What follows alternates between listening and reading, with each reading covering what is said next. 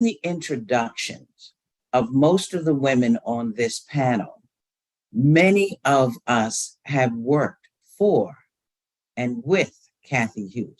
So number one, that is a hand clap to her. Personally, I worked with Cathy Hughes at WHUR. And then at WOL, she afforded me the opportunity to be the program director under WOL for some period of time. And then moving on to WMMJ for a few years. So my relationship with her is one of admiration, certainly for what it is that she's done in radio. And personally, it was a wonderful experience, bottom line. Great. Anybody else? Yeah. Yes. Well, okay. Go ahead. I keep stepping on people. Sorry about that, Scharmaine. Right. But You if go I right may, thank you, love. So Robyn Holden, I met you when you were the program director at WOL, and I was this young girl, that was my first job in radio. Cathy Hughes was such a force in the radio industry. I mean, and it only got bigger and bigger. And just watching this powerful, beautiful little powerhouse, Cathy Hughes, you know, I was in sales. I was actually hired as a salesperson because I had absolutely no history, no background in radio, although I wanted to be put on the air right away. But she hired me, and you know, she said, okay, you can do. She and I mean, we're going so far back, it was Cathy and Dewey Hughes. Right. And they said, okay, you can be in sales, but you can do some voiceovers. And that's when my whole voiceover career started, and they let me on the air. I started doing some sitting in midday, and I just have always admired Cathy. I mean, it didn't matter who the business was. Cathy always felt like, yes, this is an AM station in this big city. We should get as much money as any of the other radio stations in the Washington, D.C. market, you know, where at a time, well, actually, it hasn't changed much, when you're Black radio, a lot of the businesses want to look at you and say, okay, we're going to give you less. Cathy was never here for that. And I've always just admired her strength, her power, and her dignity as a woman, a Black woman in business. Mm-hmm. All right. Anybody else?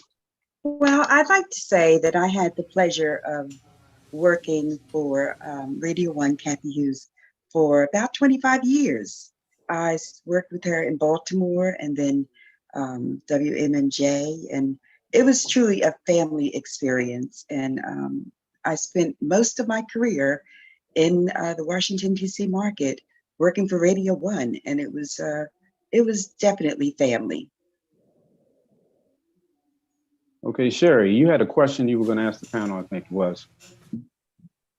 Yes, actually, they're answering it right now. I was going to ask who to tell us about your first radio experience here in Washington, D.C., and who gave you that opportunity. Are you asking me? You know what? I think maybe we should almost do it chronologically. I think I may be the most senior person, and I started at WHUR in 1973. And I was hired by Bob Nighthawk Terry and the general manager, right? Bob Nighthawk Terry. Right. And John Paul Simpkins was the GM, and Andre Perry was the PD, and Jesse Fax was my music director. But I want to shout out, first of all, I want to thank Sherry, Greg, and Grover, and also David behind the scenes for putting us all together. It's a formidable group of women and individuals to get together at the same time. So salute to the contributions that every single broadcaster has made to the community in Washington, D.C. and beyond. When I started, there was no internet. So it was just the DMV area. But in addition to Cathy Hughes, who we have already acknowledged and should acknowledge until we had no breath. There were some dynamic women like Niani Kilkenny in public affairs, Susan Perry, who held down the station and later married Andre Perry. I don't know how she did that, but Susan Perry. There was a lot of dynamic women behind the scenes whose names never get cited, like ours, because we were on the radio all the time. But salute to those women as well, and just wanted to acknowledge Bob Nighthawk Terry and those individuals. 1973, 96.3 WHUR. Mhm. If I could, I'm sorry. I just wanted to jump in real quick to give Miss Hughes her kudos, because I think with most people in radio, You okay, Olivia? with most people in radio, you kind of want to become syndicated. I know that was one of the goals for myself. And I honestly would never have a national name if it wasn't for Alfred and Miss Hughes. I came to DC in 1992. I worked at WHUR for a couple of years, went to Boston, and then I came back. And I was here for like 3 years.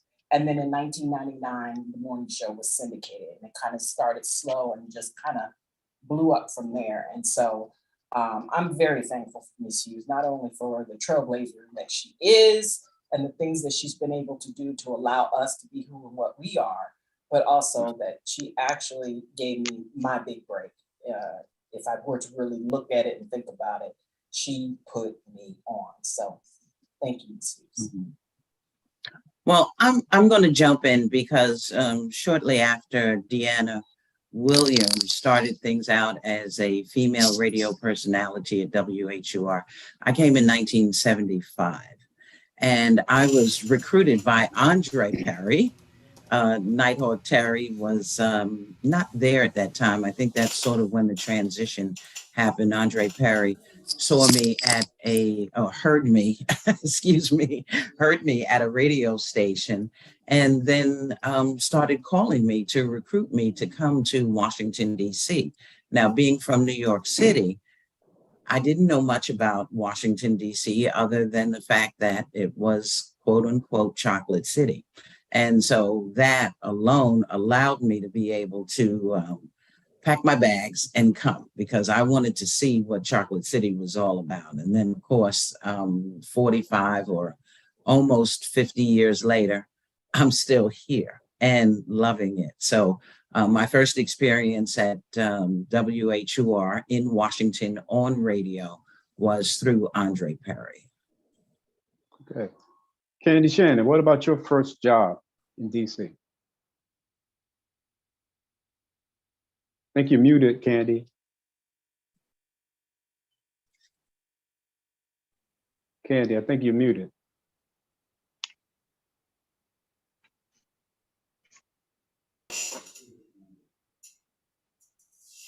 Can everybody hear Candy? No. Okay, Linda Reynolds, can you tell us about your first experience in Washington, D.C.? Yes, I can. I started in 1981. I was a student at Howard University. I started out as an intern, actually, and I was put in several different departments, one being production. And while I was in production, I did a little playing around with my voice. Jesse Fax heard my voice. Now, the funny thing about all of this is I never wanted to be in radio. It just kind of happened. Sometimes things happen to you, you know. It was a good thing, though. And from there, he put me on the midnight till 6 a.m. shift Sunday morning. Did that for about a year. I moved around a couple of shifts, and then I ended up on the air. So Jesse Fax, may he rest in peace, is responsible for me going on the air at WHUR. So is Candy unmuted yet? Candy, can you hear us? Okay, Grover, why don't you, Sherry, go with your question that you had coming up next. Okay, so you're talking about the first position on air in radio. I remember back in radio when we had a lot of versatility. Remember, we could play early on, we could play anything we wanted. Whereas we brought our own albums to the station and we played music. And then later on, we were given a playlist. Anybody remember those days? Yes. They were so, it was really good to have that freedom, but I can understand too why it was changed to the playlist. So Sherry, I'd like for you to let everybody know some of your past history, because I think I learned a lot throughout this panel, putting it together about you that I didn't know. So why don't you just give us a brief rundown of how you got started and some of the things, some of the stations that you worked at. I got started at let me take it back. I got started in 1968 at WUST AM radio. My mentor was Soul Papa and Moon Man. I don't know if any of these names mean anything to anybody. Yes. Okay. We were high school students who were interested in career in broadcast media. And so Soul Papa started this program for us, and we reported school news every Saturday. We left WUST and went to WOOK. It was WOOK was AM at the time, and that's when they had Leon the Lover on there, Ernie Fields. I don't know if you heard of Ernie Fields.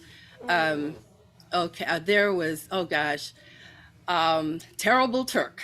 I know you remember Turk. Oh, yeah. They were some of the guys that were on there, and we would do drops for them as high school students. After that, I left radio and I went into television at WDCA TV Channel 20. And I was the assistant public affairs director and producer of Petey Green's Washington and some of the other public affairs programs, Face to Face with Walter Fauntroy, things like that. So I was there for several years, but then an opportunity came up at WPGC Radio, and a friend of mine called and said, well, come over here, public affairs director position is open. So I went there. I was public affairs director, but I ended up on the air with the talk show. And then on the air when they did a love songs at midnight to 6 a.m. So I did that as well. WPGC, I'm not sure if you know or not, was top 40 radio when I was there. But in 85, they switched over to WCLY. They changed the call letters and the programming, the music programming. So that lasted maybe 2 years. And then they went back to WPGC, but it was no longer top 40. It was urban radio. And that's what it is now. So then I left WPGC and went to Extra 104, oldie station, for a couple of years. Started my family and needed, more flexibility. So then I went on to WDJY, where I worked. Scharmaine, yeah, I was there. I think Scharmaine was 7 to midnight, 3 to 7. I don't know, but I relieved Scharmaine at WDJY. Remember Scharmaine? I think it was OK 100. God. I thought that was you, and I'm just so surprised. Hey, Sherry. And yes, it was middays, and it was 7 to midnight. I did both. My time slot for the most part. Yeah, I did. Yeah, I did midnights. VJ was the program director then. Okay. And something. Brute. Then it was Brute. It was Brute. Okay. Brute Bailey after Brute that. Bailey. Mm-hmm. And one thing that was really good about that is that there were all female announcers on at that time, except for the morning show. Remember? Was that Bree Taylor on? Bree, that's right. Bree Felicia Taylor. Ledesma. Oh, yes. Remember Felicia? Oh, my God. You're really taking me back with great memories. And then you. Uh-huh. And then I was on after you. I Well, was doing midnight to 6. Wow. That takes me to a question that we're going to ask coming up later about as far as having that many women on a radio station back in the day. That was sort of historic to have so many women. Usually you have an all-male lineup back in the day. So all of you women were on WDJY at the same time. Yes. Yes, at one point, you sure were. Historic and significant. When I arrived at WHUR, there had been 2 women before me, and I think we have to mention, especially those of us who worked at 96.3. The first woman on the air at WHUR, to my knowledge, was Alfie Williams. And the next woman after her was Diane Quander. Diane went on to write the lyrics to Caught Up in the Rapture for Anita Baker. Yeah, I remember that. When I arrived, Oh. Diane and I were the two women on the air. And it was a thing in the 70s about putting women back to back. It was unheard of. Of course, these days, it's not a big thing to have women following each other, but there was a time there was great reticence about having two female voices back to back. I know when I was Ebony Moonbeams, there was a good separation between my shift and Diane's. Wow. So, yeah. Mhm. I remember those days. One of the things that Sherry mentioned, or the question that she asked, and that was in relationship to programming your own music. Well, one of the things that was such a unique experience, particularly in the 70s, is that we did have that opportunity to do that. That's number one. And in doing so, we were able to share our individual personalities. That's what the key was with us being able to bring in our own music. We were able to share our personalities and to make that, I'm sorry, it's my phone. And to be able to make whatever statement to the community that who we were, what we were about, and also being able to connect with them being able to share with us what they wanted to hear, what kind of energy they were feeling, and we were able to reflect that. One of the things that I did not like was when they started to put in the rotation when the music changed, from the OJs, when there were positive messages, to developing a series of the top 10 songs when it was all negative. Now, I hope that all of you understand exactly what I'm saying, because the music changed at a certain point in time when everything that we were hearing and that our young people were hearing were negative energies. And there was no way for anyone else to break through and have a positive experience with your own community. So it, sort of a dichotomy at one point when we were able to provide those positive images and the music that was available, and then being scripted to the point that the only thing that we could play were the B words when women were being defaced and those kinds of things. So fortunately now, me at WPFW, I am able to, I don't have a script. So I am back where I started in radio, being able to have positive messages about love, being able to share with the audience their personal experience by them being able to reach out and say, Robyn, I would like to hear Nancy Wilson. I would like to hear Joe Williams. I want to hear some B.B. King. I want to hear Phyllis Hyman. And I'm able to respond to that. So that is very important to me. So anybody else have any feelings about how the music changed? Am I on? Does my mic work? Okay. Yes. So I had a problem, lady. Sorry.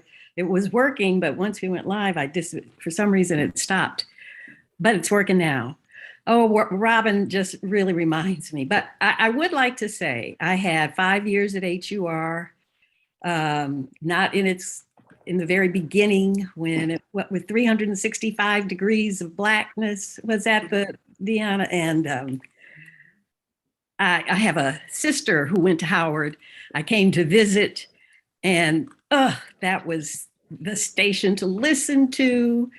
I'm from Detroit. I never could quite understand 5 hours of Love Me, Baby, Baby, Baby, Quiet Storm. But hey, that was, everybody knew the Quiet Storm. But I have to say, Howard has, WHUR and Howard has, always, when I was there, this was when the music was changing, as Robyn alluded to, when there was a lot of suits in the business, part of that urban slight rap turned into a different thing. Hip hop kind of split into different areas, but HUR being a university-owned station, I think, never seemed to go that way. We were programmed, we had a list we had to play. And like Robyn, it's a delight to be back where we can pick what we want to play. Everybody here would love to be able to do what we can do, I'm sure. And I came from a station in Detroit where I was able to do that also. So at the beginning and probably the other end of my career, I have this opportunity. But it has truly been a journey to be a woman in radio. And every single woman here, I don't really don't think we want to turn this into, and you know what so-and-so did, or name names or all that kind of thing. But I know each and every one of us has had an experience where you almost don't believe somebody either said that to you, or you just know something's going on, or you're not given the opportunities that you know you've earned by your work ethic, by the response you get from the audience. And yet, slowly but surely, it really is changing. So again, thanks to Greg and Grover and Sherry and all the folks behind that really put all these people together.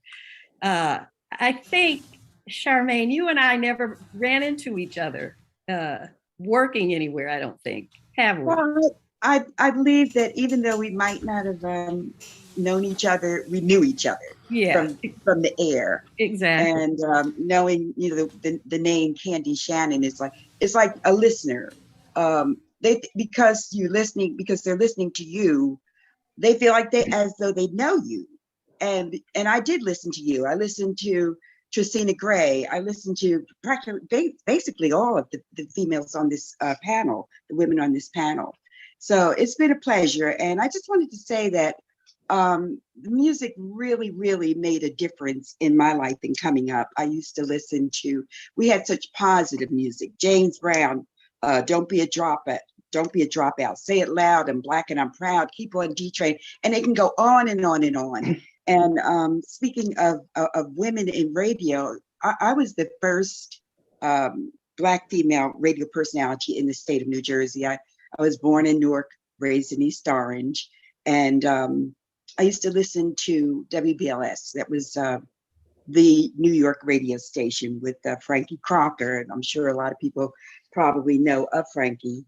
And it was Buster Soares. I was working for the county, the Essex County, and Reverend Buster Soares introduced me to WNJR. And from there, my career just totally took off. I did all time slots. Well, midday, I did gospel, midday, afternoon drive.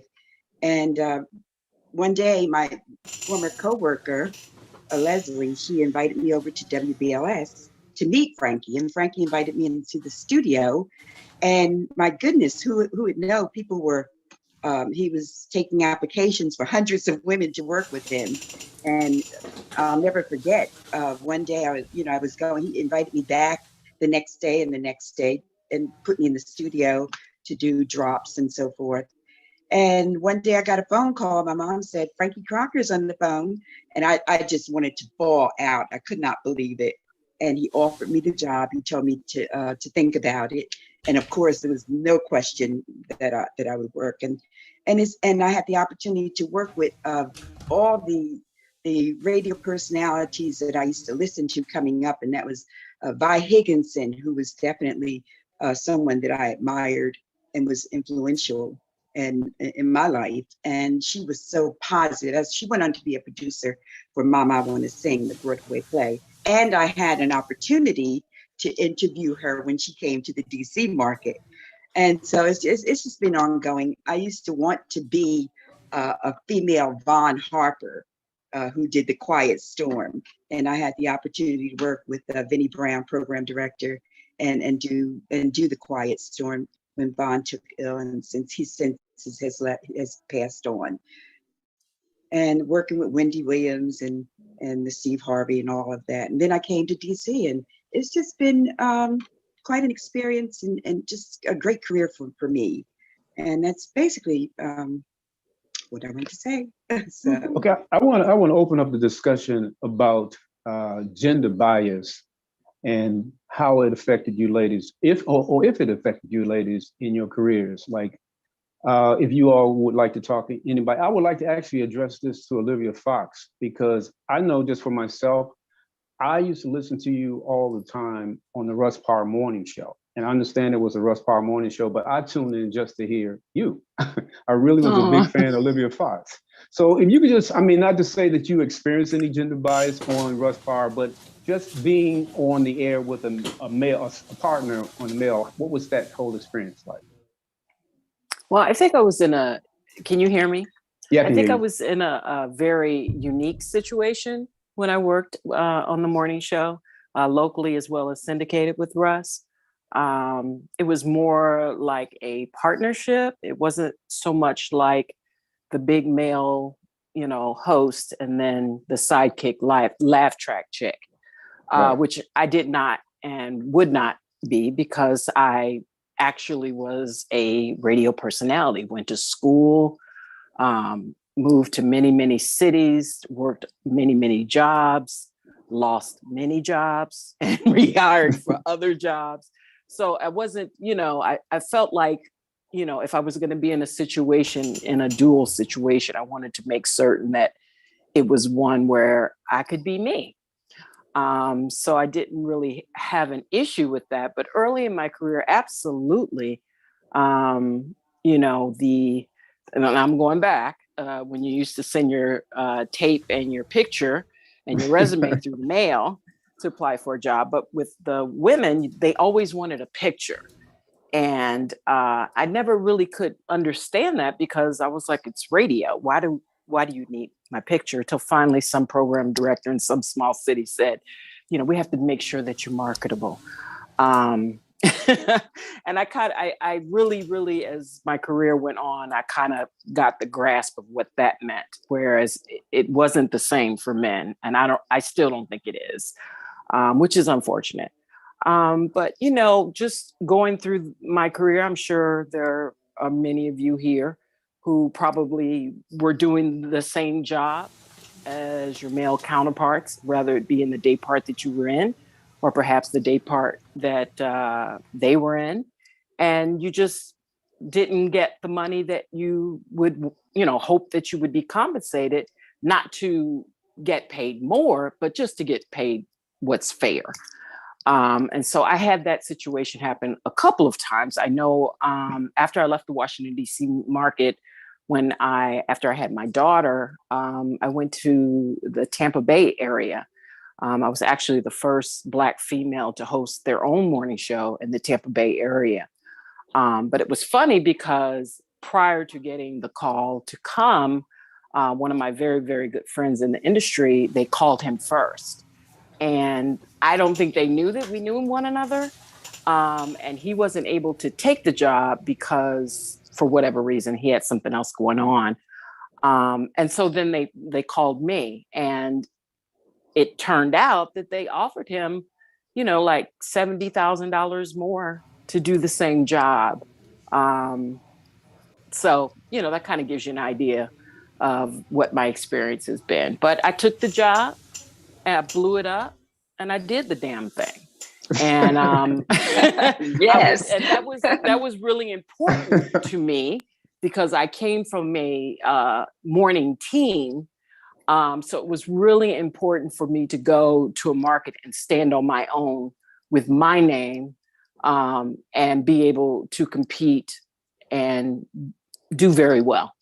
And so that was that. So Triscina Gray, are you there? Can you hear us? Triscina? Did we lose her? Yes, hi. Yeah, I just wanted you to chime in, you know, like, first of all, I want everybody to know just how historic your run at WHUR was. I mean, you were there for over 20 years, is that correct? Close to 30. Oh, Oh, wow. Tell us about that. I mean, that's historic. Thank you. Well, basically, what brought me to the area, I was out of radio. Well, let me just go back. I started out in Connecticut. How I was introduced to radio. I was in a 6-week summer program going into my senior year in high school, exploring the campus of Wesleyan University, where I was for 6 weeks to focus on theater. And then I heard this loud music and went and looked inside, and it was this radio station. This guy was jamming, and his name, Bobby Thomas. It's amazing how things can circle around, because years later, Bobby Thomas ended up being here in DC. So he said, hey, you're gonna be here for 6 weeks. Why don't you do the weather? That was my first exposure to radio. And then after that, went to college. Guess who I see on the campus of Adelphi University? My nickname is Cece. Cece, what you doing here? Bobby Thomas. That's just amazing. It's crazy. I started doing radio on college campus, and I was so in tune to it that when I would go home during my intersessions, I reached out to WYBC, owned and operated by Yale University. They had this program for inner city where they allowed you to just have that voice in the Black community. So I volunteered during the intercessions. And then after I graduated, I stepped out on faith and went to New Haven, WNHC. Jazzy James Jordan gave me my first radio job. I started in news. I became a news director. And then he said, have you ever thought about being a radio personality? I said, no. He said, well, I want you to try it. He put me on. I was nervous as I don't know what. I was trying to be this voice that wasn't mine. And because I was like, 1340 AM thinking I had to be a voice instead of being who I am. So as my career progressed, I realized, you have to be who you are. You have to be you, no one else. So I did middays, and then only for a year, and I stepped out on faith. I always wanted to go to California, went out to California for a vacation, circulated my air tape. Kevin Fleming from KGFJ happened to say, wow, you have some potential here. If you ever move back in the area, look me up. Went back, moved to Los Angeles, California without a job, looked Kevin Fleming up. He's like, wow, I need some holiday fill-in. He hired me at KGFJ in Los Angeles.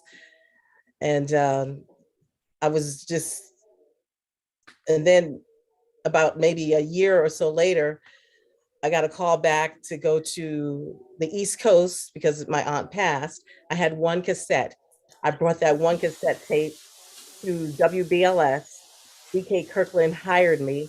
They relocated me back to New York City, where I worked at WBLS alongside such legendary people as Pat Prescott, Vaughn Harper, Sergio Dean, Fred Buggs. I was like the little sister. I can go on. That was such an amazing experience, working at WBLS full time. So then, of course, you have to have thick skin when you're in radio. Growing up with 3 brothers, I just had to have thick skin, and I knew how to be tough. I knew how to negotiate and make my salary what I think it should be, especially when I saw the Caucasian counterparts of those radio stations making XYZ. So I was always steadfast with that. Got out of radio, toured with Vi Higginson's Mama, I Want to Sing. And then I got an opportunity. Sometimes you have to go backwards to go forward. So after leaving WBLS, they went in a different direction, new program director.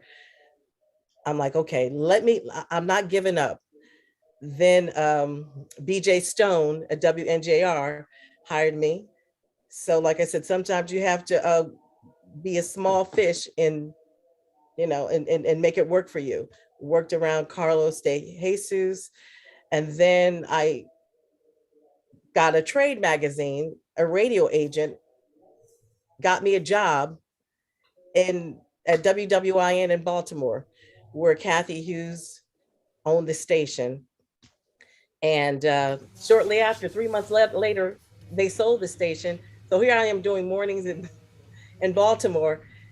But at the same time, I had already been doing part-time at WHUR, because before I moved to Baltimore, I would commute from New Jersey to fill in at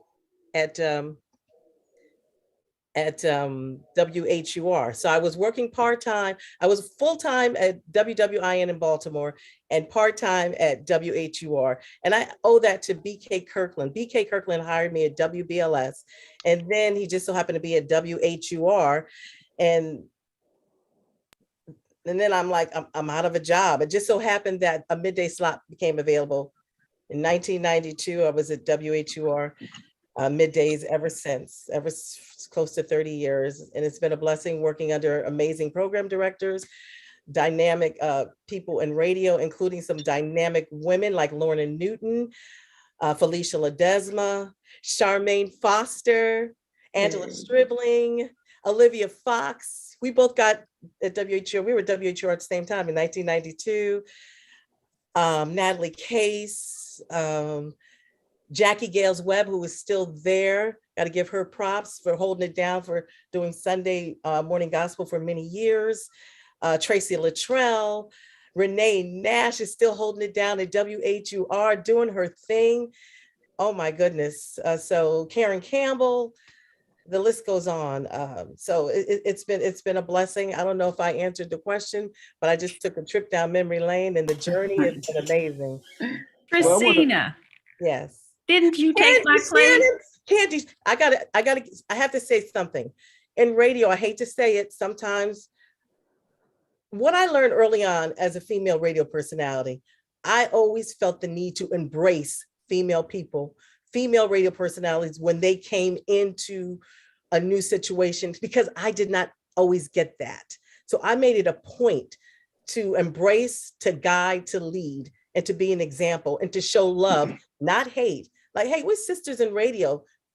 You know, like I said, because I know that I didn't get it, I made sure I got it. When I went to WHUR, Candy Shannon, who was holding down afternoons at the time, embraced me. We embraced each other. Candy, I love you so much for giving me so much love and making me feel so welcomed at WHUR. And you know, we said we're going to get together. We still haven't done it. We need to. I know you've got a birthday coming up, so we're going to have to do that. So, and Robyn, when I met Robyn, the first thing I said to Robyn Holden, I'm like, sister, thank you for paving the way. Did I not, Robyn?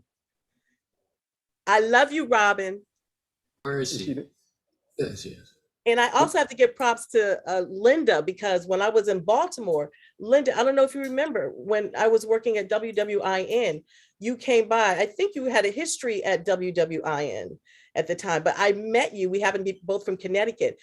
But another interest was theater and commercials. What you did, Linda, was you gave me resources. I'm like, this sister is giving. She's not threatened. She's just like loving. You gave me resources. You gave me a list of agencies in the Baltimore, Maryland area. I'll never forget that. See, these are the kind of people that are on this panel right here. So never had the pleasure of meeting Dyana. Am I saying your name correctly, my sister? It's Dyana, but I'm very, very aware of you and how you held down the Black community in the DMV and beyond. And I think it's important for us to acknowledge that very seldom do we have someone who stays at one broadcast facility for 30 years. Here I'm in, so you are legendary in radio, not just Black radio.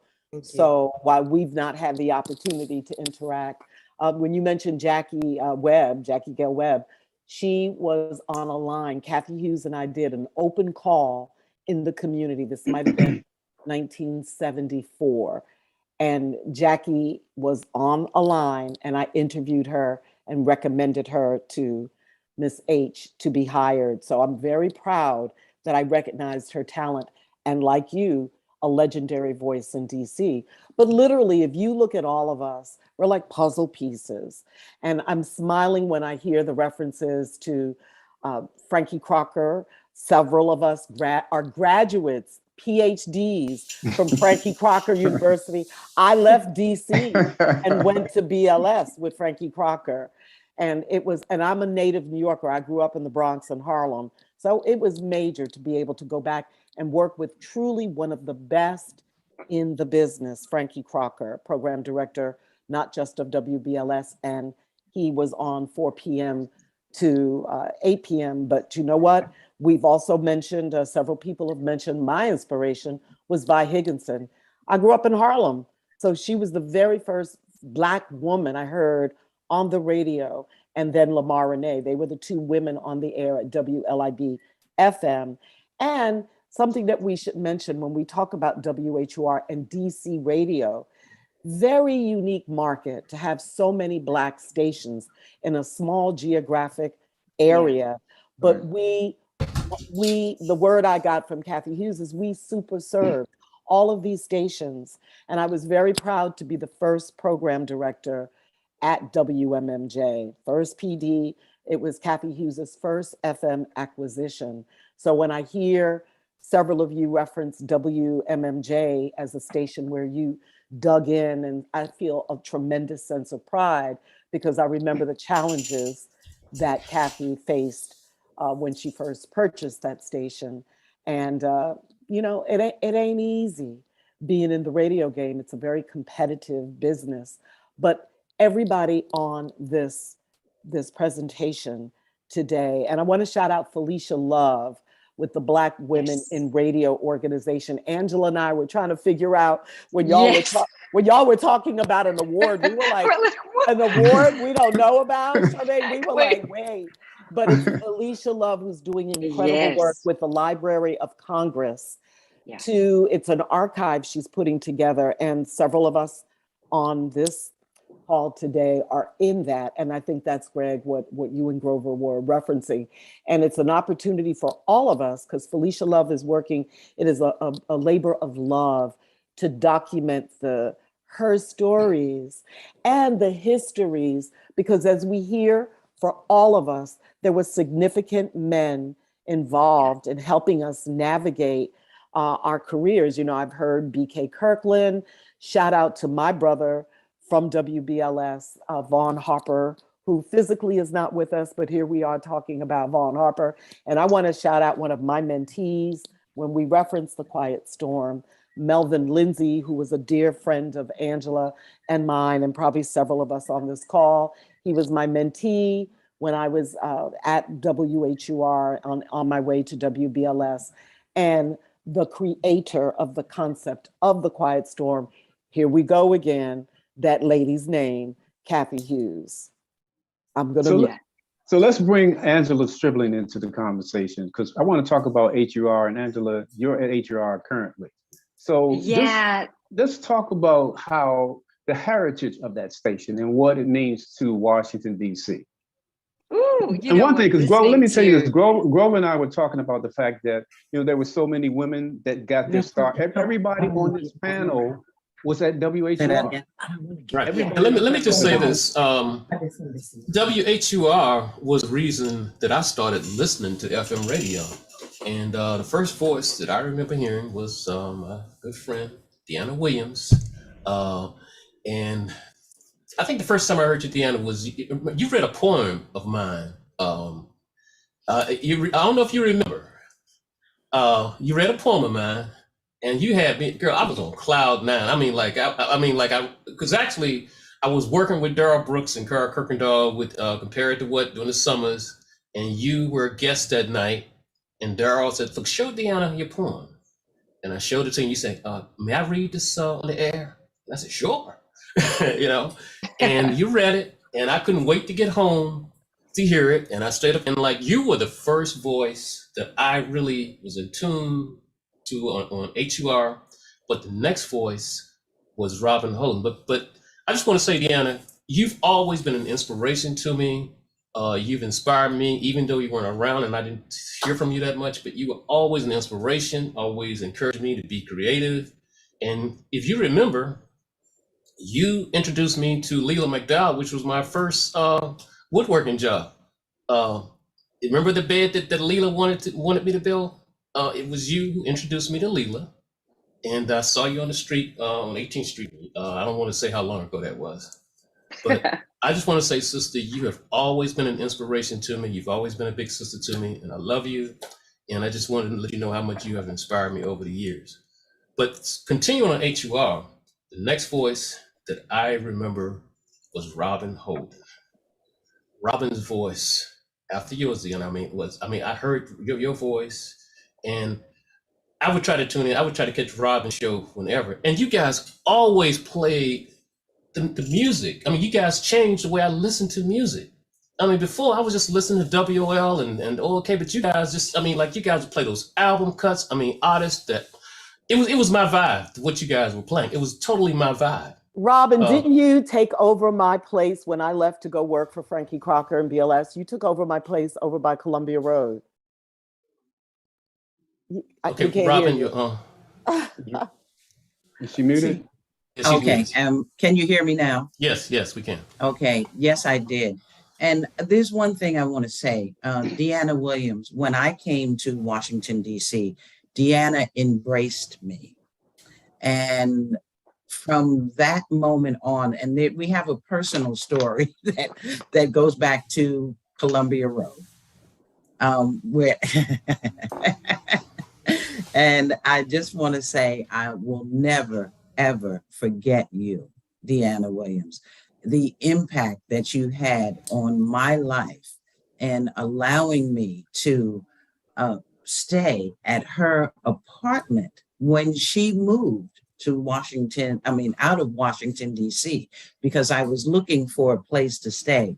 And Dyana Williams graciously said, Robyn, I'm moving out of town. I have an apartment and you are welcome to rent that apartment while I am gone.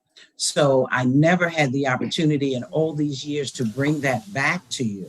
So I want to thank you and let you know that you were impacted my life in a very, very positive way, beyond just being a sister in radio, but having someone that reached out to look out for me when I needed that assistance. And also, Triscina, you were referencing the fact that you reached out, or I'm not sure whether it was Triscina or Sherry, reached out to, or Candy Shannon reached out to you. One of the very first calls that I made, when Candy Shannon came to Washington, D.C., I reached out to her and said, welcome. And I have done that. And I haven't worked in very many markets. But what I did want to ask, many of you women, you have worked in a lot of different radio markets. And I think that the listening audience here today would like to know what kind of impact that was for you, moving from city to city, because that's something that I never wanted to do. And I've been in Washington over 45 years. And the reason that I never left was because I didn't want to hop from city to city. I started out in New York. I worked in New York City. I was LIB Hal Jackson, and that was before it was LIB FM. That was my mentor, Hal Jackson. And then, of course, I was at the radio station sitting behind Jerry Bledsoe, who eventually came to Washington, D.C. to work at WHUR, who worked along with Candy Shannon and Kathy Hughes. But one of the things that I was opposed to was jumping from city to city. So, what kind of impact did that have on some of you ladies who've worked in many cities around the country?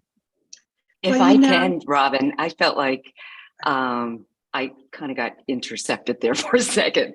But if I can, when you're working in Washington, D.C. radio, especially back in the day and listening to a lot of the stories, it's bringing back such amazing memories from back in the day when you could choose your own music and it was all about personality radio. Remember that? You would, select your songs and decide, okay, this is the mood I'm going for, which, Dyana, as you pointed out, Melvin Lindsay was our great friend. And that's one of the things that made that radio format so amazing now, back then up to now. I mean, it was all about the mood. And I think, the personalities got credited for that. But when I think about, the 80s and 90s, WHUR radio and all the other Black radio stations, and they all had their own flavor. It was Chocolate City at the time. And, you know, Washington, D.C. was just bustling. Black power meant something completely different then in DC than it does now. I mean, it's still kind of chocolate, but it's not quite as chocolate as it used to be. And Milk chocolate. you know, right, it's kind of milk chocolate, but radio was so important. And you know, I am still with WHUR and I'm so proud of that. And when I go to other markets and listen to the radio, they don't seem as connected to the community, you know, as my radio station is. You know what I mean? WHUR has always been so community focused, and you know, we've had some major things happen over the last few years. And when they do, you know, WHUR has and I think will always be that heritage station when you need to know what's going on, particularly in the Black community. People rely on us, and I think we take it seriously. So that I don't think is ever going to change. So I want to bring Linda Reynolds into this conversation, because I just want to say, first of all, before I do that, I want to tell Robyn Holden, you were the very first female voice that I ever heard on the radio, ever. And that made a major impact on my life. Mm-hmm. But Linda Reynolds, I have to say, you and I, Sam the Man Burns, we were DJs, club DJs back in the day. And we used to talk about you, Linda Reynolds, all the time, because you were the one that always played the new music. And we would listen to you all the time. And Sam would call me, yeah, what Linda Reynolds just played. I mean, seriously, tell us about, you know, what it was like for your experience in WHUR. Well, it's funny to me because I'm just thinking back, they trusted me to play music that I liked, that I'm assuming everyone else liked. And I believe it was Sam Burns, may he rest in peace. Yes. Sam Burns, who got me to join a record pool so that I would really be up on the newer music. So although I was playing some of it that was new, it was he made me kind of like, you need to join a record pool so you really know what the new music is. So it's just so funny to me that I was trusted to play that music. Of course, we did have the list and we did have things that we had to play, but there were also things that we could play on our own, which is extra funny because now I also play my own music. I program my own show, which is, they still trust me. I don't know, this is a good thing. But yeah, that was quite an experience. And I loved music. I loved music more than I loved radio. So I always felt that I was in radio for the music. Just my theory. Okay, I'm gonna do something very special right now because I think it's just overdue, long overdue. We're gonna do a tribute to the female program directors and music directors of Black radio in Washington, D.C. And we have some of them on the panel. Some of them I didn't know until recently, but we've compiled a list. And if there's somebody that we have left off, just let us know, leave a message in the comments. And also thanks to everybody who's tuning in. We really do appreciate you watching. But the first one we're going to talk about is Jamila Muhammad, who was the program director at WMMJ. And she's no longer with us, but she programmed that station just immaculately. I mean, she really, really did a great job with that station. I listened to it all the time, and she kept my interest all the time. The second person on this list, this is very personal for me, is Barbara Prieto. She was the program director at WKYS when I was the music director. And I have to tell this story because it's the truth. When they created this assistant program director position at KISS, I had been at KISS as music director for about 3 years, but they brought Barbara Prieto in from WGCI to be the assistant program director. And I was a little upset, you know, because I felt I should have got that gig. I was upset until I met Barbara Prieto, and we just clicked. And I learned so much from Barbara, about music research, the selective programming, strategy. There's a lot of things that I learned from Donnie Simpson. I learned a lot from Donnie and Barbara, and then Barbara just enhanced everything that I learned from Donnie, and it made me a better programmer. So shout out to you, Barbara Prieto. Also, Kathy K.B. Brown. She's the music director of WMMJ, WKYS. What can I say about KB? She is a beast at programming. I mean, she really, really programmed Magic 102.3. And I have to tell this story also because KB worked with me at World Space Satellite Radio, and I was honored to have Candy Shannon as my morning drive jock, Kathy KB Brown as my afternoon jock, and the lovely and talented Angela Stribling as my image voice. And they had my station sounding spectacular. So shout out to you ladies, and special shout out to Kathy Brown. Also on this list of program directors is Candy Shannon, program director of WDCU. I had no idea that Candy was a program director until about 2 weeks ago when we were talking, and she had mentioned it to me. And that's one of the things that Grove and I want. The reason that we created this panel is because we wanted people to know about the history behind these women. Some of the things that you might not know, you hear them on the air all the time, but there are a lot of things that these women have contributed that the average person doesn't know. I didn't know Candy Shannon was program director until recently. So Candy Shannon, WDCU. Dyana Williams, program director and music director at WMMJ. And as she said earlier, she was the very first program director of WMMJ. Also, Robyn Holden, she was a program director at WOL.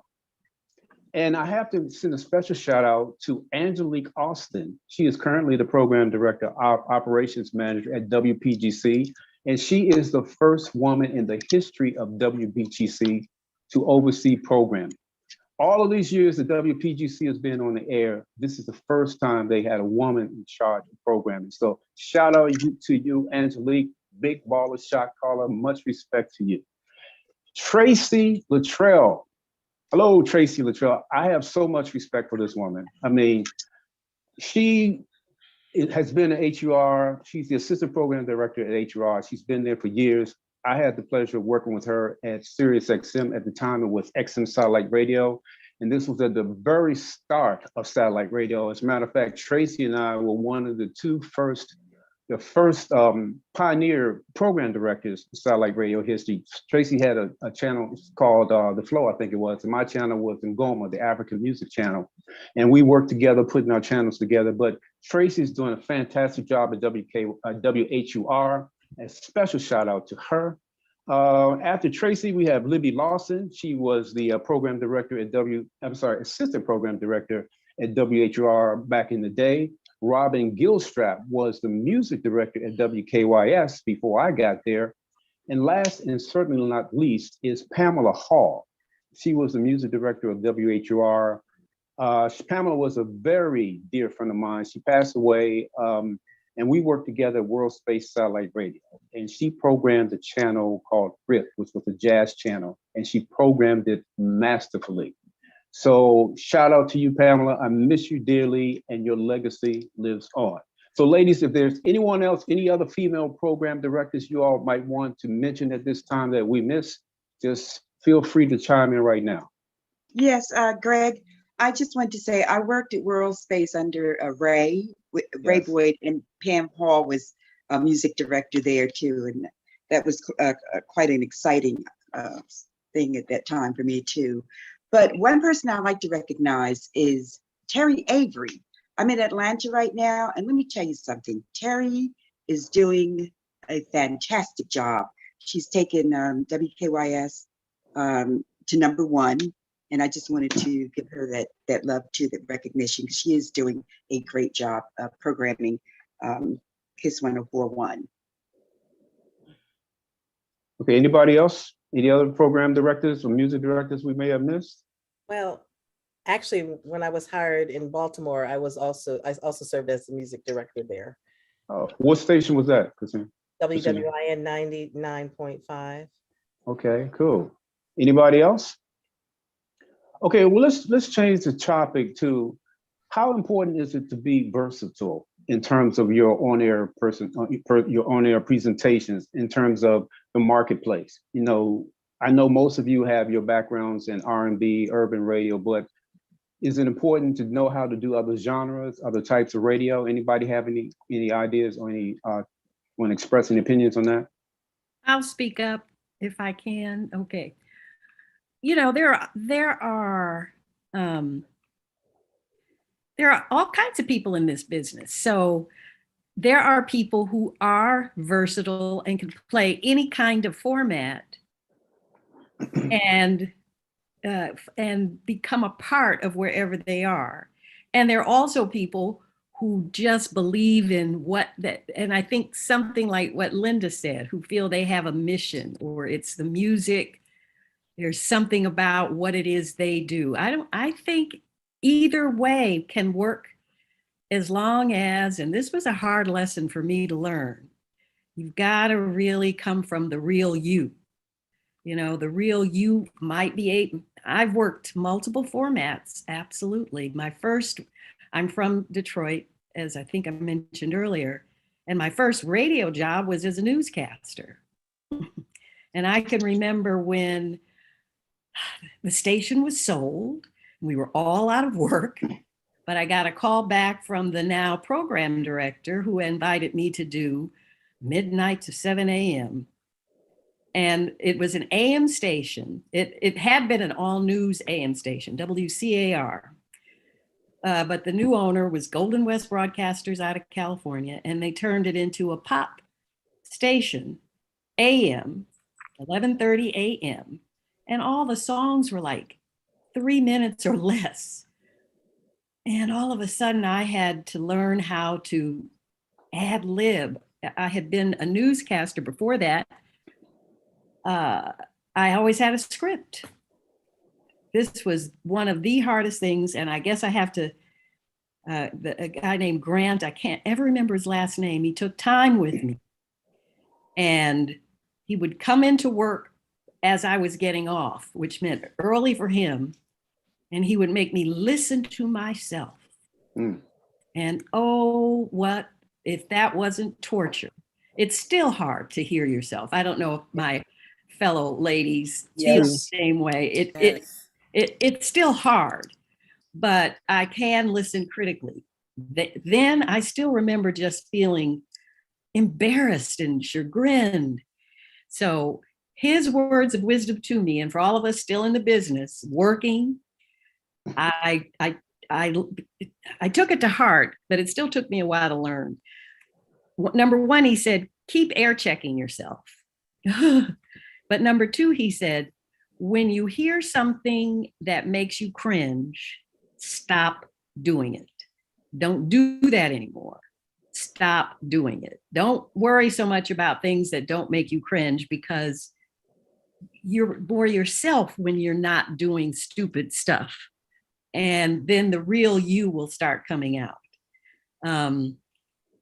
I think there are, just like there, radio is a job, especially when you're doing a job 5 days a week, 6 days a week, 4 hours a day.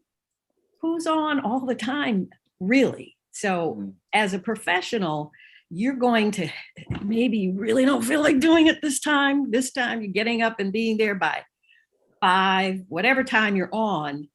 But you put on your headsets, you open the mic, and you've got to find that place where all the other stuff goes away and you fall and you get into what it is you're doing.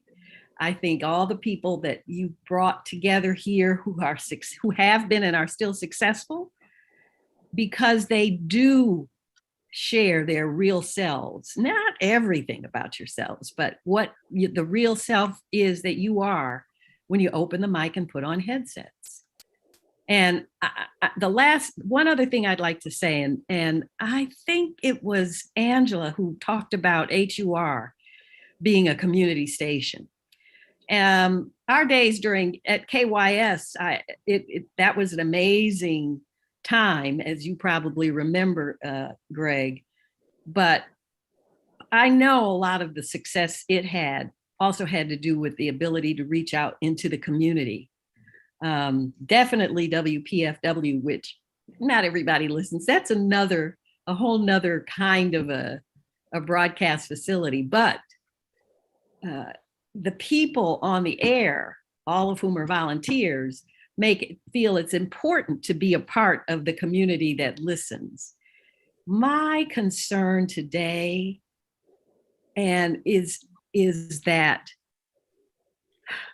okay, I just retired from Howard University, and I was there after the radio. I came back to Howard in 1998, and I just retired.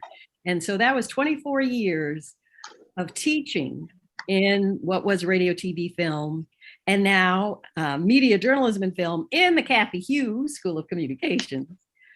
But I would go to class at the beginning of the semester. Oh my goodness, it's coming up and I'm not going to be doing this.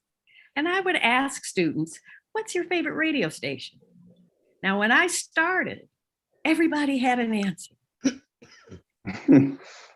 Yeah, exactly. That's true. Today, I will get blank looks. You know, it's radio. like, what? So I'll say, okay, you're in the car with your folks, they're driving somewhere, they reach forward and, oh yeah. And they can tell me, they know what radio is. But I hope that all of them, you know, somebody's paying their phone bills, most of these students. So when they have bills and they're working, I mean, I have to say streaming and internet radio and all of that is one thing, but it still does not take the place of the relationship that listeners are able to create with those voices on the air. And when you have people like the women that you've put together here, who, especially if they have the ability to play what they believe in, they're curators. They're curators of the music. They take it seriously and they help you understand. I mean, I've listened to everybody here at some point who've all taught me things. I can think of other people, both in Detroit and here, that taught me about artists, about the music itself, about producers. And young people don't get it in the same way. And I think that's a loss. Somehow we've got to find ways to make radio, and we've got to protect it too, because my fear is that someday the frequency will just turn into all internet, everything. And will they keep the human connection, speaking, telling the stories? When many of you were here when DC was struck by an earthquake back in, you remember that? Yes. 2011. So yeah. I was at work in my office in the CB Powell building, and nobody exactly knew what was going on. But finally, somebody, you know, because what's going on? And so next thing I know, the security, campus security, knocking on doors, get out of the building. Actually, my sister in California said, you're not supposed to run outside during an earthquake, but okay. So we're all outside. Nobody can go back in the building, but nobody knew what was going on. And I'll never forget, one of my colleagues, Judy Morlatta, went to her car because phones weren't working. You know, nobody could get anything. She went to her car, turned it on, and turned to the all news station, and then came and told everybody what was going on. Wow. That was radio, not the internet. It was the ability to reach. All you need is the ability to connect with a player. And they were going to take radios out of cars at one time. I think the NAB stood up and said no, which is good. But I hope we're really not a passing of an era, but I think an era has passed. But somehow the quality and the importance of local radio, satellite radio, okay, that's fine. But local radio that speaks to a community, that's licensed to that community, really needs to always be here, especially for communities. You know, we all grew up when Black radio was Black radio, and that's where we could listen to the general market radio. But if you wanted to know what was happening in the community, you had to turn to your local Black radio station. Okay, I'm off my soapbox. No, well, let's Candy, open up this. I love this so much. I mean, when just listening to you speak right now, Candy, I'm thinking about as a little girl listening to radio and what it meant to me. And I really felt like if I didn't listen to the radio, I don't know what's going on. I didn't have any connection. And you're right. I mean, kids these days have so many choices. They can just, live all day from their phone, but they are missing what's going on in the community. Some fun things that, the radio station has a promotion going on that, they might be interested in. So many things like that. I don't see radio as a dying breed. If people, maybe they need to be reminded of what's so amazing about it. Again, I just felt like if I didn't hear it on the radio, it was like air. I felt so disconnected from everybody. And I think radio still has that. It's still making money. Look at it, it is still making money. I subscribe to, various newsletters, but the fact of the matter is there are fewer Black-owned radio stations today than there were in the 70s and in the early 80s. Kathy Hughes bought up a lot of Black-owned radio stations in various markets, and more power to her, but not other Black stations didn't pop up. We're real fortunate in this market. So we're just putting it out here on the internet that let's hope people don't lose a connection to broadcast radio in the markets. You remember, if you traveled, as soon as you got into another market, you would go find a station and it would sound a little different. I remember going to Atlanta and it sounded different, but you heard stuff that was part of Atlanta's sound. And definitely when I moved to DC compared to my hometown, this was entirely different. And I had to learn and get in, and it helped me learn how to say certain street names and places to go. You make a mistake and say something wrong and everybody looks at you like, where are you from? And local radio still has a significant place, especially in a unique place as the DMV. And I applaud the station that I worked for close to 30 years, community-based. And the thing is, you have to give listeners a reason to tune in, to find out what's going on in the community, what's going on from a news perspective, from our perspective. So to me, local radio is still alive, and there's a place for it. There always will be a place for it if you stay in tune and engaged to the community, to what the listeners need and what the listeners want. And you have to hear their voice as well. Just as much as they listen to our voice, we have to listen to what they want. And, I'm blessed to say that being a part of WHR for so many years, and they're still connected to the community, and it's extremely important. So local radio is alive. It's just that you have to constantly find creative ways as we move with the times to stay engaged, especially with social media now being a large part. So I would like to address this question to Linda Reynolds and Angela and all the other ladies who are currently on the air. What is the effect of social media right now on radio? All right, from back in the day. I just know when I was at WKYS, when I was in radio, we didn't have social media. That wasn't even a thing. So now, how do you operate now on the air in this age of social media? The funny thing is they encourage us to be on social media. So I'm on everything. I'm on mostly because I don't want to say I have to, but it's actually kind of cool because I get to communicate back and forth. I tell them what song I'm going to play, and they have a way of contacting me. But social media is extremely important. I'm trying to be better. I do post a lot, but I'm just not so great with the videos. I just don't particularly care for it, but I guess I'm going to have to learn to get better We're radio. I know. To go to work. No, not even supposed But to you know see what, me. Linda? I love the fact that you do post, and I check out your post and you show your comedic side, which a lot of people might not know that about you, but if you follow Linda Reynolds on social media, it's so entertaining.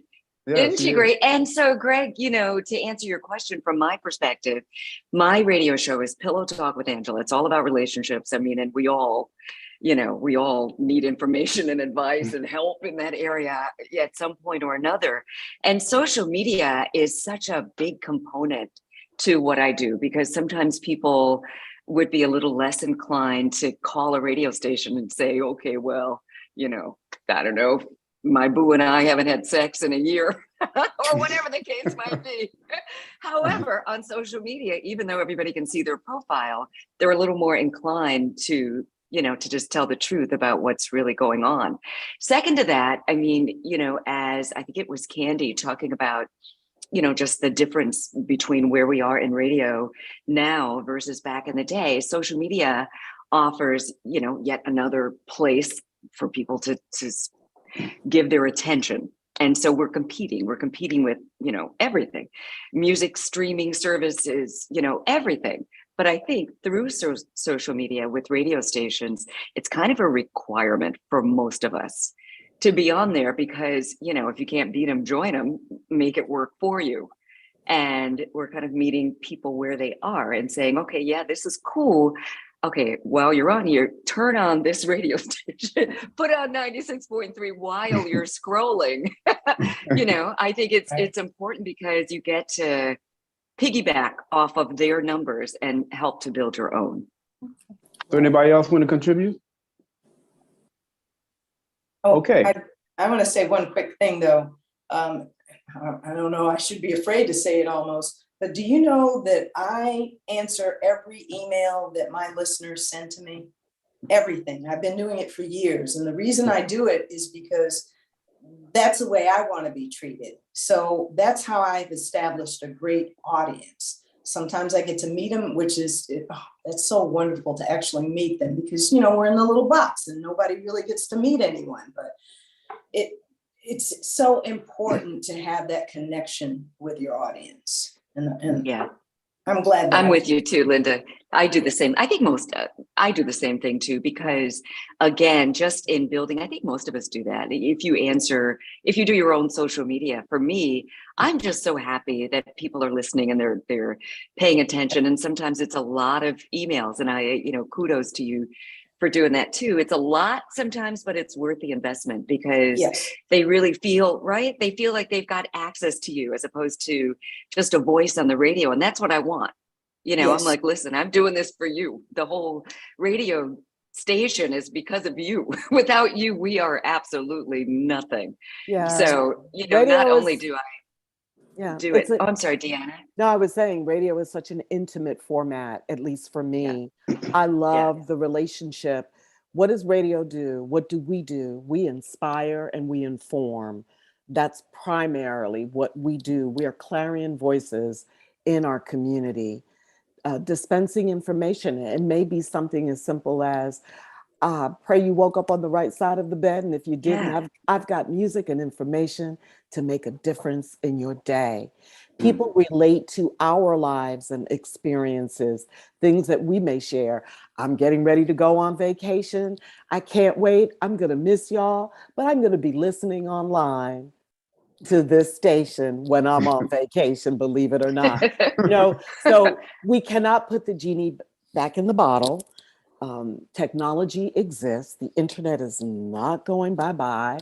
And if anything, radio, I believe, especially the intimate relationship that we develop with listeners, that's not going anywhere. And there's a demographic and ages of people who radio is still very important to them in their car, in their office. Yes, as Angela mentioned, they have opportunities elsewhere, streaming services, internet radio stations, everything.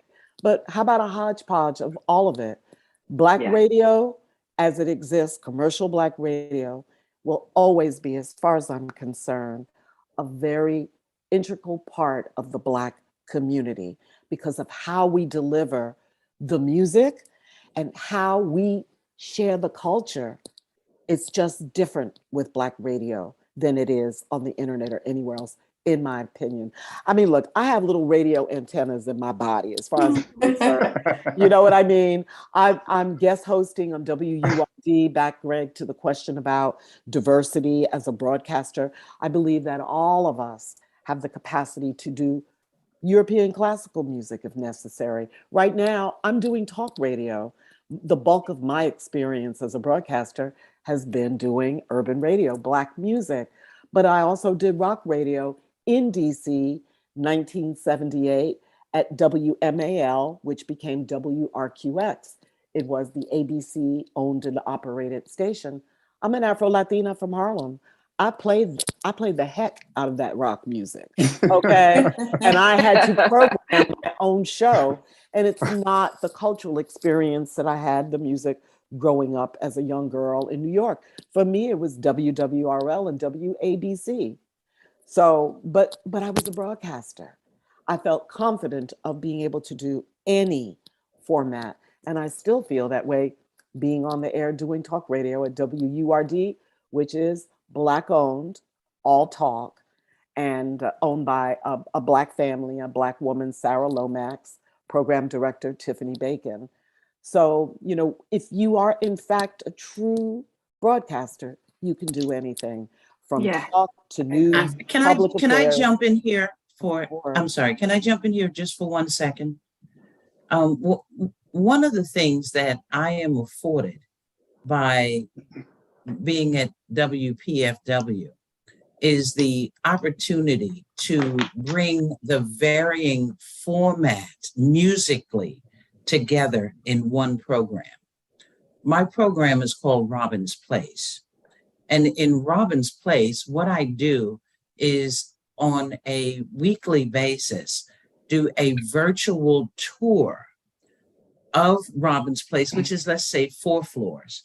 And on each one of the floors, there is a room that is named after someone who I think is an icon in music. Now, this is where we bring the diversity together. I have the Nancy Wilson room. I have the Tito Puente room. I have the Bessie Smith Blues room. I have the Phyllis Hyman room. I have the Mahalia Jackson room, and many others. So throughout the evening, what I'll do is take people on a virtual tour of each one of those rooms and be able to encompass a bit of that music within a 3-hour program. So if you're in the Bessie Smith Blues room, you're going to hear blues. If you're in the Frank Sinatra room, you're going to hear Frank Sinatra and those. If you're in the Nancy Wilson room, you can hear Nancy, Shirley. If you're in the Mahalia Jackson room, you're going to hear gospel. So what I try to do is bring the variety and the diversity of our community into one program every single week, so that and of course, you know, and I have the doo-wop room, so I'm even able to go back to the Orioles and others who are part of our early music history, and that's being able to bring a bit of each of each musical culture that we are and have been involved with in one program, because we are many times restricted to one thing, R&B or jazz or blues or gospel. So, you know, that's a part of who I am.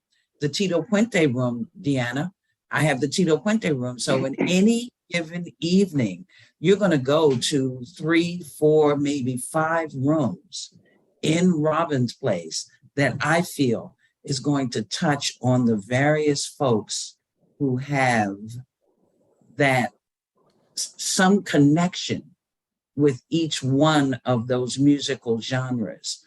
And, you know, I even have the blue, what do you call it? I call that room the Broadway. So you'll hear Eliza Minnelli or Barbara Streisand, you know, maybe just 3 songs in each one of those rooms, so that, you know, I can reach out to the community that is listening to Robyn's Place and open up for those who are not necessarily familiar with and I think this last week I did Tito Puente, I did Eddie Palmieri, and a number of others. So, you know, we have to be creative for those of us who have that opportunity to do so, to be able to engage our community in a full measure. End of conversation. Okay, I'd like to just at this point just mention the fact that Dyana Williams is one of the driving forces behind creating Black Music Month. So Dyana, you want to talk about that? Because I think that's something that our listeners will want to know about. Thank you, Greg. Well, I want to give credit to the co-founders, my ex, Kenny Gamble, who it was his original idea after a visit to Nashville, Tennessee, when he observed how organized and together the Country Music Association was. They had a Country Music Month. He felt that the same needed to happen in the Black community. And also broadcaster Ed Wright. Black Music Month is now in its 43rd year. I am a proud board member of the National Museum of African American Music in Nashville, Tennessee on 5th and Broadway. And why is it important to celebrate a specific month? It's a concentrated period of time for us to recognize everybody on this call today.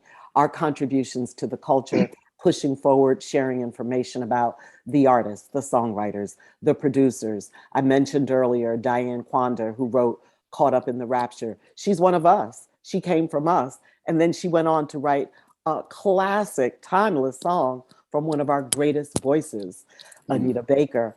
So Black music, we celebrate it every single day, and particularly those of us who are still on the air, and even in the past. Our contributions to pushing forward the culture and making people aware of the need to appreciate talented people, the engineers, the producers, the songwriters, the record executives, the DJs and the clubs. All of these people are important, and we celebrate Black music every single day, Greg. Thank you, Dyana. Before we go on, I want to take time to recognize our audience. So I want to give a shout out. Okay, Grover, your mic is distorted for some reason. Is it? Yeah, it's distorted. Okay, well, come back to me then.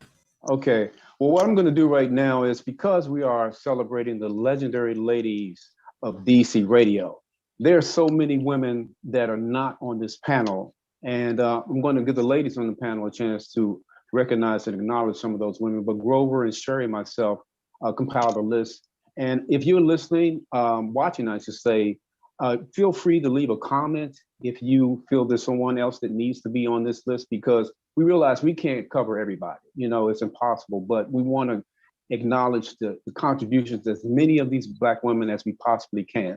So we're going to kick it off with Michelle Wright, and we spoke about her previously. We invited Michelle to be on the panel, but we didn't hear from her. But we cannot deny what Michelle Wright has contributed to Washington, D.C. She worked at WPGC, WMMJ, and WHUR. Also, Robyn Breeden, WPGC. Jeannie Jones, WKYS. Bree Taylor, WDJY and WKYS. Jackie Gales Webb, WHUR Gospel. My girl, Lisa, love me some Lisa, WHUR. Steph Lover, I'm sorry, Lisa, WKYS. Steph Lover, Steph Lover, WKYS. Amira Graves, WKYS. I worked with her when she was at KYS, and she's a very talented young lady. Nonchalant, I mean, she's a rapper, a hip hop artist, but she's a bomb on the air. A lot of respect for Nonchalant. Big Jagger. Let me just say something very quickly about Big Jagger. I was in my car one day and I heard her on the air, and she mentioned her name. I thought she said her name was Mick Jagger, and that's what caught my attention. And I immediately, it just got me, you know, I'm like, whoa, this is Big Jagger. But anyway, I fell in love with her on-air presentation. I mean, I thought she just really I became a fan listening to her. So shout out to you, Big Jagger. I really, really like your style. Also, let's see, coming up next, we have Leah McDowell, WHUR, Felicia Ledesma, WDJY, Gwen Franklin, WHUR, Sheila Eldridge, WHUR, Dana Stevens, WPGC, Wendy Williams. We talked about her earlier. A lot of people don't know that Wendy Williams was here in Washington, D.C. at WOL before she became the Wendy Williams on the Wendy Williams Show. She was here. And WBLS. WBLS. Yeah, we're talking about right now, DC, radio. but she's on DC. A lot of people just didn't know that. I was Oh yeah. for a hot second, Greg, at WOL. Oh, okay. Okay, and y'all done threw me offline. Okay, Pat Lawson Muse from Sorry. WOL. Pat Lawson Muse, WOL. Ida Campbell, WPFL. I'm sorry. Gloria Menard, WHUR. Gwen Redding, WDCU. Sandra Butler Truesdale, WPFW. Millie Ware, WPFW. Danielle Irby, WKYS. I work with Danielle at WKYS, and Danielle is a true professional. She's with WKYS News, and she's like a true professional in every sense of the word. So a special shout out to you, Danielle. Renee Nash at WHUR. I mean, come on, Renee Nash, all of just everything that she's brought to this community. Hats off, much respect to you, Renee. And Karen Campbell. Come on, y'all. We got to give it up for Karen Campbell, WHUR News. When you talk about radio news in DC, how can you not talk about Karen Campbell? I mean, just excellent personified. Andrea Bray, WOOK News. J. Marie Morris, WOL. And Karen Gray Houston. So ladies, is there anyone else that you feel that needs to be acknowledged right now? Just chime in, let us know. I would like to shout out a couple people. So, I'm with WHUR, and Autumn Joy, who holds down the midday. That woman is so talented. And she came into this market. She's from this market, and she, had worked here before. But a couple years ago, anyway, she's amazing. And also Nina Brown, who co-hosts with Frank Ski in the afternoon. She sounds so good every day. And Vicki Saunders, she's behind the scenes, Professor Vicki Saunders heads up our HD stations. And, a lot of the folks behind the scenes, you don't really get to hear about all the amazing things that they're doing, but thanks for allowing me to shout them out. There's also Sonia Ford from WHUR. Right. I forgot about Sonia. Right? Oh, yeah. And also Jackie Allen worked at WHUR as well. And let's see. And of course, we can't forget the amazing promotions directors, Darlene Jackson. Oh, yes. There are a lot of behind girl that collectively make stations work. Oh, my goodness. We're going to throw that out. Let's throw out a shout out to Vivian Rasco, because I work with her. Yes.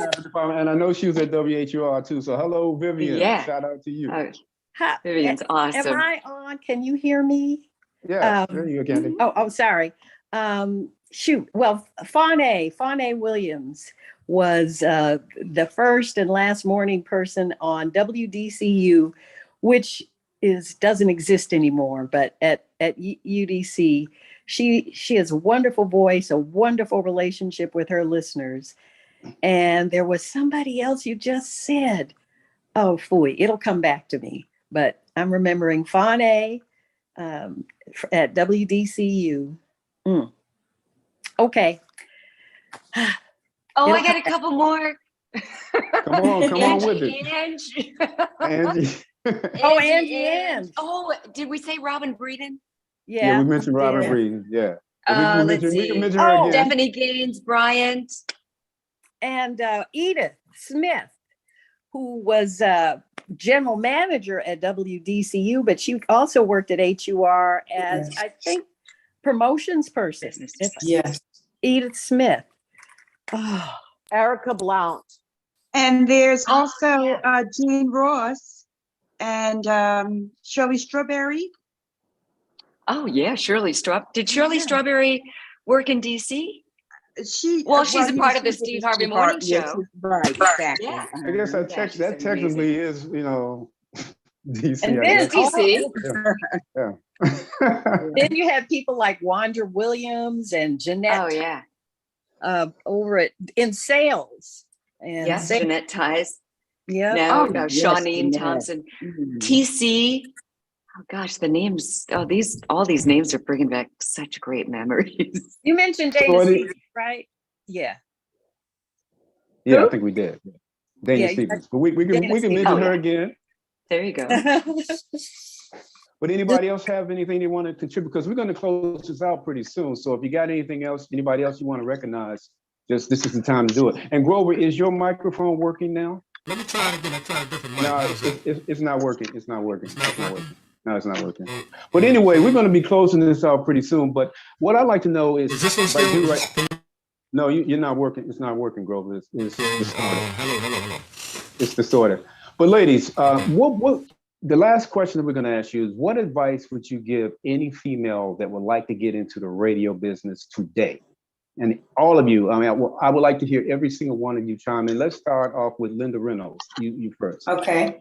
Well, I'm partial because I learned everything about radio at WHUR, but I was in all departments.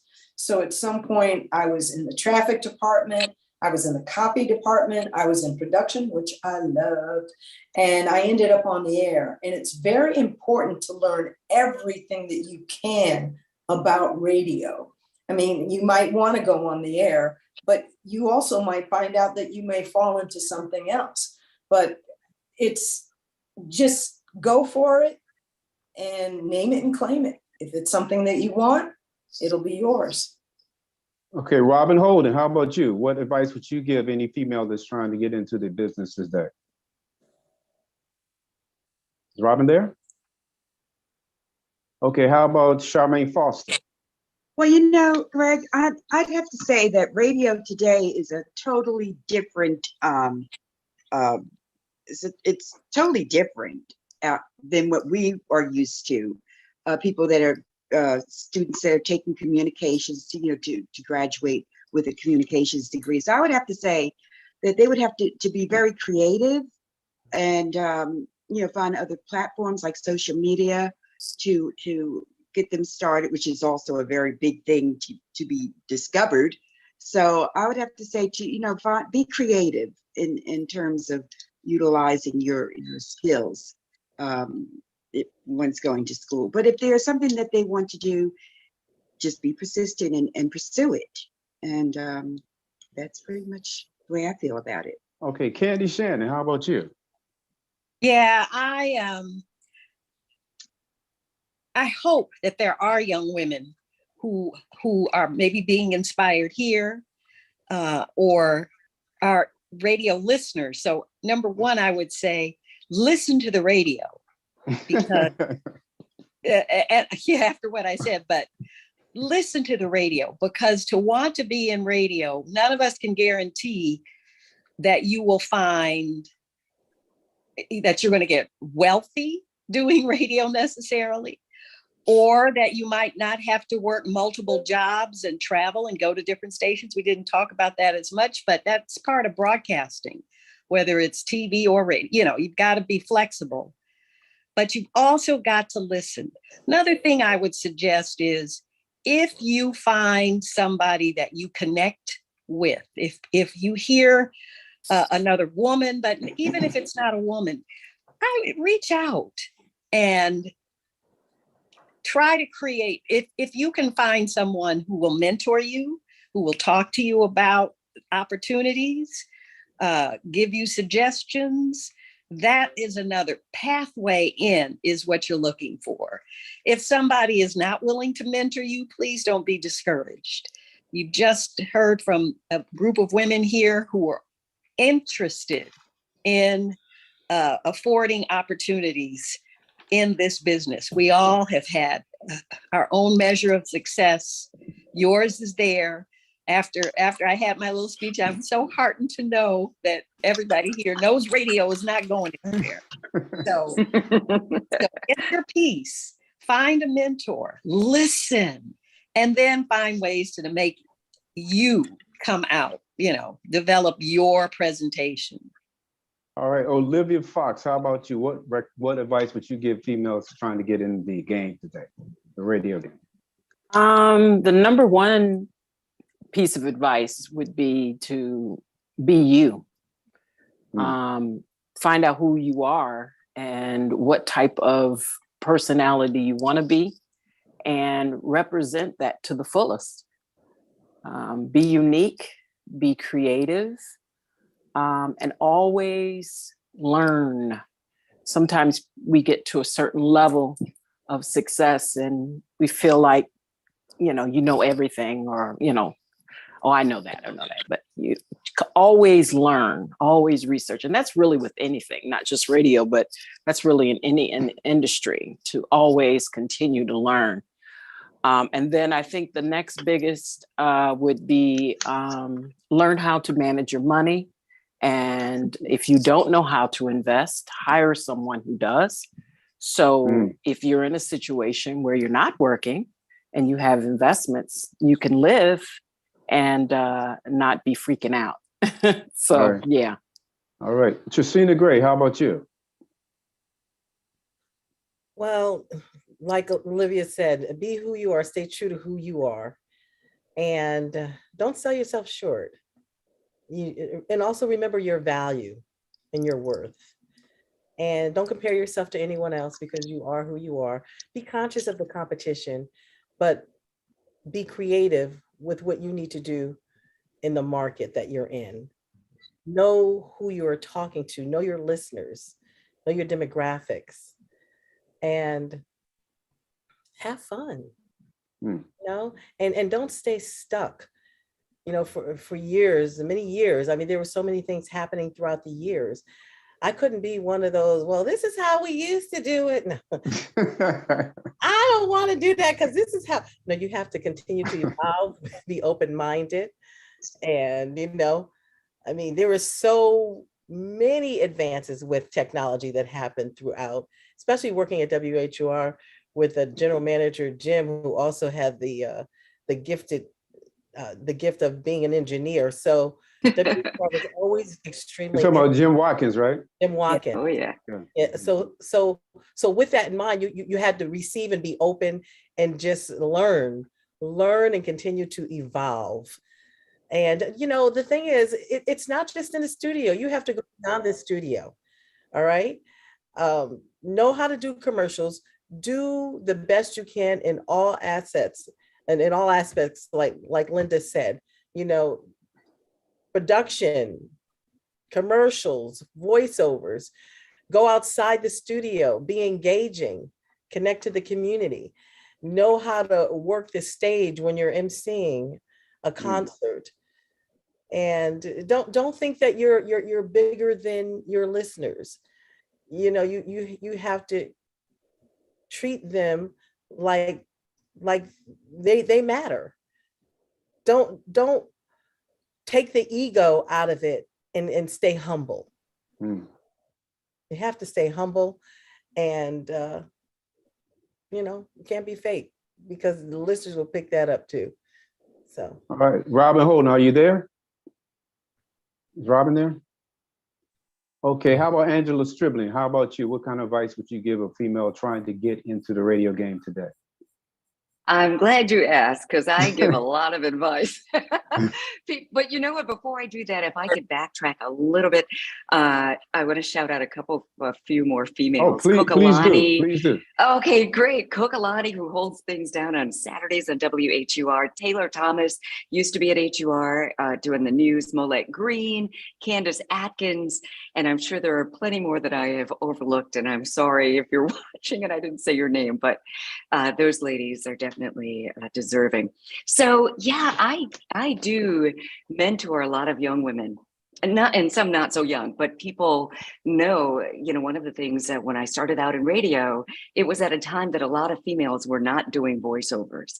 And it worked out great for me because I had kind of a dual career where I was selling advertising, you know, not with, you know, not clients from an advertising agency, but I mean, knock on the door to the mom and pops.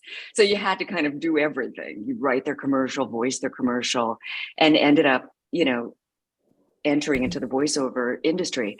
So a lot of people will contact me and say, how do I do this? Or how do I, you know, get into the whole radio industry? And everything that all of these amazing women on this panel have said is true. You know, you've got to just really go for it. And I think, I don't know if it was Olivia or Scharmaine who said, you know, just know that you belong there, you know, go for it, really go for it, and know that you too can have a seat at the table. And as Triscina said, don't sell yourself short.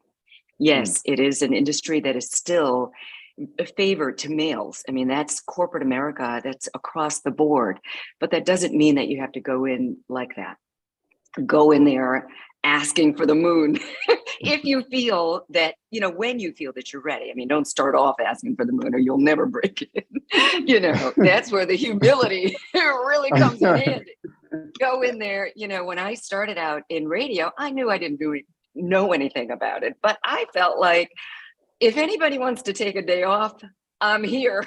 I had the maybe, just brave and had the courage, but definitely, you've got to have that hunger and that drive to be able to, to work long hours and not really get paid very much. And that means that you love it enough to do it, not as a job, but you do it because you love it. So do what you have to do, work really hard in the beginning. But once you get established and it's time to get that promotion, your boss is not going to knock on your door and say, oh, hey, you know what, you've been doing so great, we're going to give you some more money. Oh, no.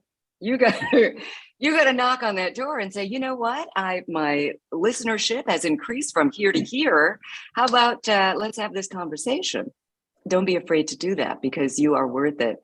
And it is a business and, money is the bottom line. So everybody needs to make money. The radio station is there to make money. And if you're there bringing in more listeners, more, advertising opportunities, then you should get a share of the pie. So that's my 2 cents. So Dyana Williams. Oh, I'm sorry. Dyana Williams, would you just give us your advice that you would give to young ladies trying to get in the industry today? You're muted, Dyana. I know that we are up against the clock, so I say that I echo the sentiments expressed by my fellow sisters, and be passionate in your purpose as you pursue your destiny. Manifest what you have in your mind to do. Find a mentor, as was stated previously. And I want to take a moment to say to Greg, to Sherry, and also to Grover, thank you for this opportunity to bring us together. I have great admiration for all the women on this panel in this discussion. And super serve the Black community and always be mindful of serving Almighty God. For if we're not for God, none of us would be here. Right. So thank you for the opportunity. Right. Shout out to Robyn, Olivia, Triscina, Candy, also to Scharmaine, and David, thank you for your assistance, and my beloved sister who I've been writing with for a long time, Angela Stribling. Thank you all. Blessings. If my so mic is Robyn here? Is she here? Robyn's back. Okay, Robyn, can you just give your advice? And Grover, I'm glad your mic is working now. Okay, good. Yes, I lost the signal for a moment, but I just want to say to all of the beautiful women who have been friends and mentors, either directly or indirectly, thank you for so much that you have contributed to our community and the struggles, the successes. I want all of you to take a moment to celebrate them as we often just continue to move through our lives, because that's what we do. But at some given time, we, of course, first have to thank God. And then secondly, appreciate and understand what beautiful information and life-sharing experiences that we all have shared with our communities, because we want to, and because we are all built for doing what it is that we do. Everybody cannot do what it is that we do. So appreciate yourselves and continue to appreciate the community. And thank you for being a part of my life. Thank you very much. Hey, Grover, you got something? Before we go, I want to give a shout out to some of the people in our audience. In particular, Angelique Austin, who has been waiting for a month to hear this show. So shout out again to Angelique. Hello, Angelique. Matthew Leaks, good friend. Angie Clary, DJ Lance Reynolds, Tara Jones, Sheldon Taylor, Rhonda Caldwell, and Malik Pinckney. Thank you for what you've done tonight. Michelle Martin, Tyrone Hall, And also a friend of this panel, Paul Porter, sent a shout Paul out Porter, to. what's up, Paul Porter? Hey, Paul. So, you know, we can't get everybody, but I just want to shout out to a few, okay? Oh, and can I say shout out to Laia St. Clair? She's a DC native who was on the air for many years, so we cannot leave out people born and raised in DC also. All right. Okay. I just want to say something real quick. Oh, there she is. Okay, go ahead. Yeah, Go I ahead. just want to take a second for all of us ladies here to just embrace the fact that we served as trailblazers for all the people behind us. Those of us who started in the 70s, we paved the way, you know, for radio, for all the young women after us who came on. And we were there for the big switch from AM to FM radio. Yes. All right. In the 70s. Yes. You see, and actually we helped change the style of radio, because before us, the jocks, do you remember when they were fast talking, rhyming jocks talking over the music, hotting up and down, you know, but then when we started, I remember listening to Candy, Shannon, and Robyn, Holden, conversational radio, Deanna Williams, conversational. You were talking to us, to communicating with the listener. You see, you weren't putting on a show, you know, and doing all it with all these crazy names. We started using our real names, or names that sounded like they were real names, and not like the Soul Papa and the you know, and the Moon Man and all that. So, you know, I just want us to take a sec to embrace that, because I mean, that's real history. I mean, we were there in the beginning, you know, in the 70s. I'm born and raised in DC, so I was here the whole time. But yeah, I just wanted to bring that up. I also want to say, as I mentioned before, listening to HUR framed how I listen to music. Definitely, starting with you, Dyana, and then you, Robyn, Linda, and Candy. And I listened. I heard some of the other ladies, but I was pretty. I'm gonna just tell the truth here. I've stopped listening to radio after a while.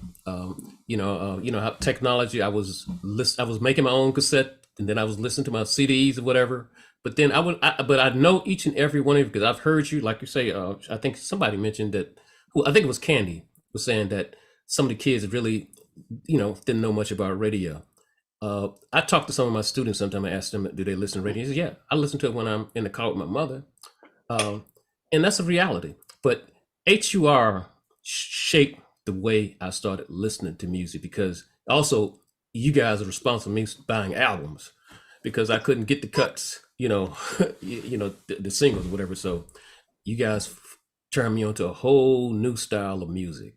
And I'd like to take this time to thank each and every one of you. Right. And I would like to say that I love each and every one of you. Everybody on here serve as special memories. I remember what was happening in my life when I would listen to Dyana, or when I listened to Robyn. It's just you represented a certain really good time in DC, and I just feel like I'm just so glad to see everybody here, because at one time or another, one point, even if we didn't meet in person, I knew of you, like I knew Linda Reynolds, through a friend, and Candy Shannon. I admired Candy so much. And when I was able to actually work at WKYS middays, because that Candy was just like an idol of mine. And when I got a chance to actually sit in the same chair that she had, where she was, I guess it was the same chair, I don't know, but I know WKYS right after Donnie Simpson in the morning. It just was so special. Robyn, I remember, I probably don't remember hanging out with back in the day with Petey Green and all, and Scharmaine, each one of you are just special to me. And I've known you, Angela, I've listened to you forever. And we have friends in common. So, I'm just glad to see everybody here tonight. And thank you for being here. And shout out to Chocolate City and the listeners of the DMV and beyond. Yes. Chocolate City, Go City, Yes. DC, All of that. I love your DC. I miss DC so much. I tell you, I'm so full to see everyone here. Greg, thank you for having me on this program with these wonderful sisters. It's so good to see everybody. And Triscina, I know Ann came to your white party, and I want an invitation next year. Okay. I was just going to say, I was just going to acknowledge Ann Tisdale and also. Yes, Ann Tisdale. Yeah. Oh, and I call her, Yes. I I love call her her. the woman in charge of Yeah. WHUR. Always. Yes. Yes, Mhm. Yeah. that's my girl. And I have a confession to make too. The many years that Olivia Fox was on the radio in the morning. Okay, going to WHUR, I would push the dial. But I love me some Olivia Fox with her personality, her Yes, humor. yes, yes, And yes. Olivia, there's still so much in you. I am looking forward to seeing you rise. And I know it's going to happen even more. I know I have to compliment you on how innovative you've been, but there's more. Thank you. And it's coming because you're a natural with your morning style. You are born to be doing morning radio or whatever. I appreciate it, Triscina. Thank you. It But means like a I lot. said, just hearing you, I would listen to Russ Power Morning Show for Olivia Fox. I mean, Russ is cool. I really think he's talented, but I tuned in to listen to Olivia Fox. I mean, she just had that personality that drew me in. But we're going to get ready to wrap this thing up unless Grover and Sherry has anything else to say. But I just want to tell you all, I'm looking at this screen right now. I can't believe these faces that I'm seeing, that we were able to get all of these spectacular women in one space.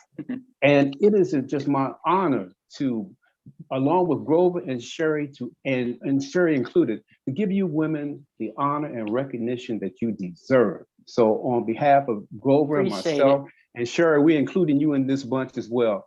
The legendary ladies of DC Radio, thank you so very much for making this a very special evening tonight. So I'm going to applaud each and every one of you. So with that, I guess, Grover, unless you got anything else to say, I guess that wraps it up, ladies. Thank you, thank you, thank Okay, you. Thank you. Honor. Goodbye, everybody. And thank everybody out there who tuned in. Thank you so very much for watching. We really do appreciate it. Be All right. well. Peace.